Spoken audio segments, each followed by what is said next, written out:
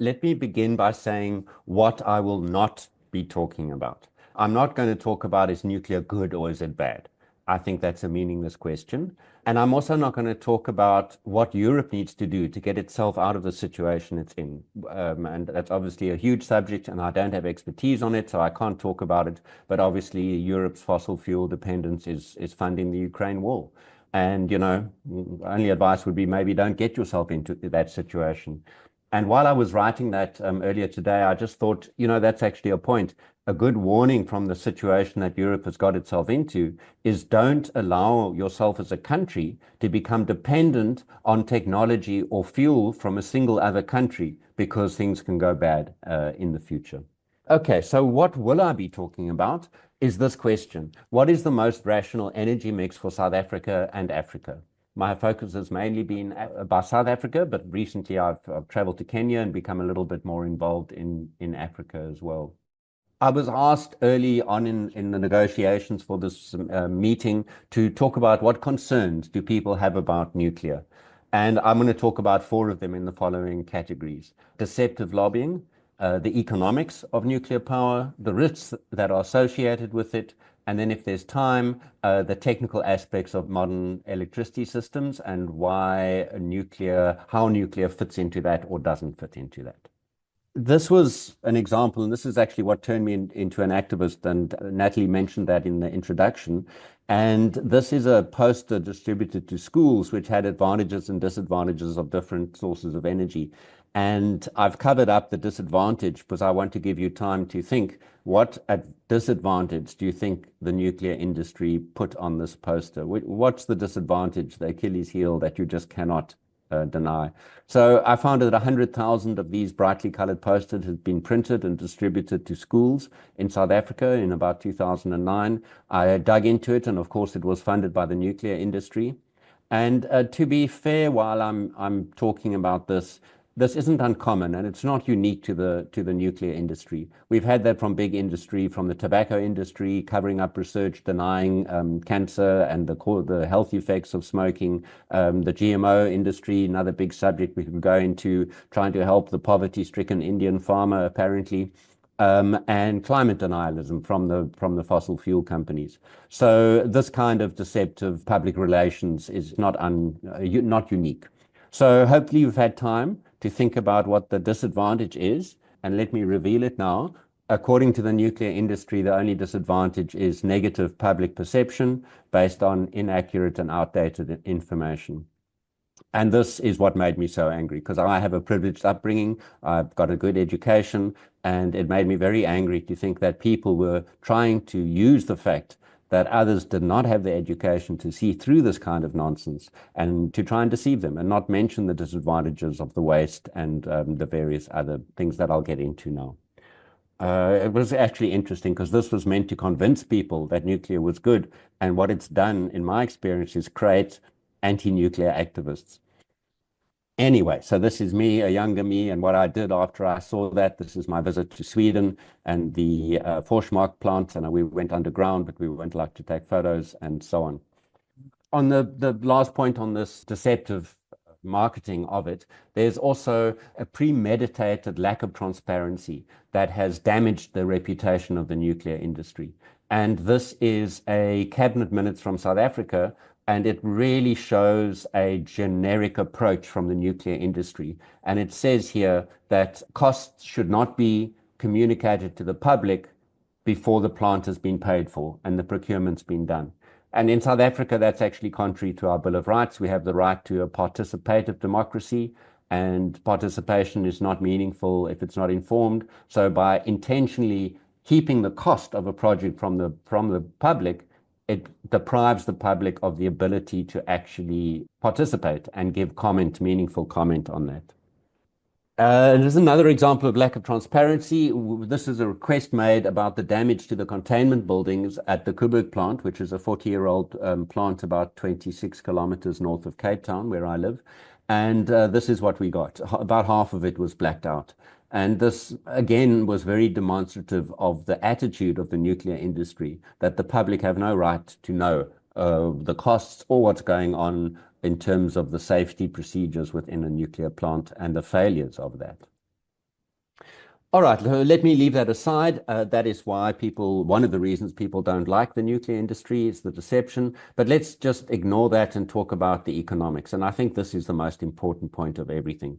So let me start by saying that every technical modeling study done in South Africa has concluded that nuclear power has no place in a least cost scenario. And they choose their words very carefully, the academics who wrote that. And it should be clear what it means. If you try and deliver a low emissions, meet all your emissions targets, and also have security of supply at the least cost, nuclear power does not appear in any planning modeling document. The only time nuclear power has been included in South Africa and in other countries is where there's a policy adjustment. That's what they call it, where they take the output of the modeling and they force in nuclear and say, no, it's our policy to actually have nuclear power. So never mind that it costs more, we're going to actually put it in. And this has been confirmed by many studies, and I don't have time to go into them all, but I thought I would list them here. The Integrated Resource Plan, that's a government modeling. The Energy Systems Research Group, which is actually a Trajects partner. I noticed on the Trajects page, they've concluded this as above. Meridian Economics is a local economic studies, multiple studies showing that nuclear is the most expensive. It'll result in an increase in the cost of electricity to consumers, and that other methods will provide security of supply without any need of that. Our CSIR, and perhaps one of the best known international bodies, is the LASD annual report, which is a levelized cost of electricity, which takes into account everything. And just to point out very briefly here, this is nuclear down here, and you'll see it's about the second or third most expensive on the upper end. And what is more expensive over here is gas peaking. And that's because gas peaking is meant to run 5% maybe of the time. So if you were to run it 24 hours, 7 days a week, it would be more expensive than nuclear. But of course, no one does that. And the other energy source that's similar at the top end to nuclear is very small scale domestic solar, because you don't have economies of scale. But any other utility based large scale system is significantly cheaper than the nuclear option. So economically, there's no reason to go for nuclear apart from the profits and the money that will flow to various bodies and people. So never mind the actual cost of it, let's look at overruns. So there's this law that says long-term projects will always take longer and cost more than quoted. And the Iron Law of Mega Projects is the famous paper, and put the name of the author there, Bent Fleifberg. Yeah, I'm sorry if I'm mispronouncing it. And according to that research, these cost underestimations are often deliberate, and they have a name. It's called strategic misrepresentation. You would say that you misrepresent the costs. And we saw that in the government document that I showed earlier. That was actually government policy in South Africa. And the intention from the industry is to lock in uninformed or gullible customers. In other words, strategically misrepresent the cost, tell them it's cheap. And one can do that by all sorts of things. We'll get to some of that soon. One of them is to quote China. And the intention of this is to lock in uninformed customers, which is generally governments, and then they can find the cost actually are not what they were promised. But nuclear is only one kind of mega project, and obviously we can compare that to the average mega project, and it performs worse. So according to that research, 97% of nuclear projects exceed budgets. The average cost overrun is 66%, and the typical delay is 5 to 10 years. And China is a terrible example, which I'll get into just now. If we want an autocratic society that jails people who criticize it, then let's hold up China as an example, but otherwise perhaps it's not a good idea. In the West, if we look at some of the projects, the Clinton project in the USA was 1,000% over budget and 7 years late. Olkiluoto in Finland, 250% over budget and 14 years late. Flamanville 3 in France, 200% over budget. So that's 3 times the planned cost and 12 and more years late. The record holders happen to be in South America, actually. So I thought I'd highlight them here. Angra 3 was started in 1983 in Brazil. It hasn't been completed yet, 42 years later. Construction has stopped and started. There's equipment in storage. And just imagine the opportunity costs, what Brazil could have done for its society in terms of health or education or crime with that amount of money. That's now achieved nothing for the country whatsoever. Atacha 2 in Argentina started in 1981, took 35 years. Jaragua in Cuba started in 1983 and in 1992 was cancelled. And that actually shows a unique risk to nuclear plants because they take so long that things can change. So Cuba decided not to go ahead. A similar thing happened in Austria, where they actually built a nuclear plant and then had a referendum that decided the society didn't want to take the risk. So the plant was never switched on. Now, that's the kind of thing that just can't happen with a wind turbine or with a solar plant. So it's a unique risk to nuclear.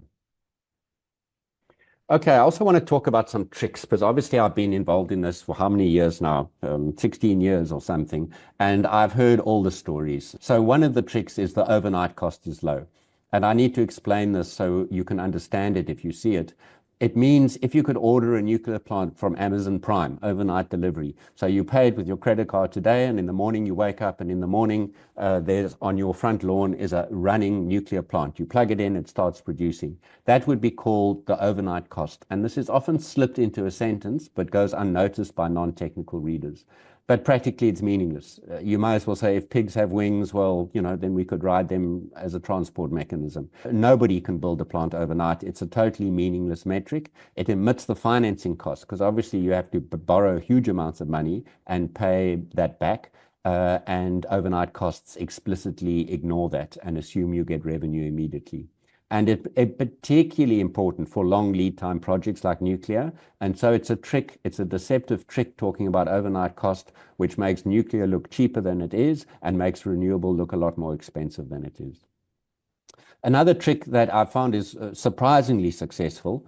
And by the way, the overnight cost, I've seen very educated people with PhDs get fooled by this without understanding what it actually means. Operating cost is low. That's another deceptive thing that's put out because it excludes the finance cost, and I've been into that. For nuclear, the operating costs exclude or externalize many costs. For example, emergency preparedness. That's something the society or the city or the municipality has to pay the cost for. The government needs a regulatory authority. That has to be set up. It has to be funded. People have to have salaries. And then waste disposal and decommissioning is often not included in that operating cost, which is low.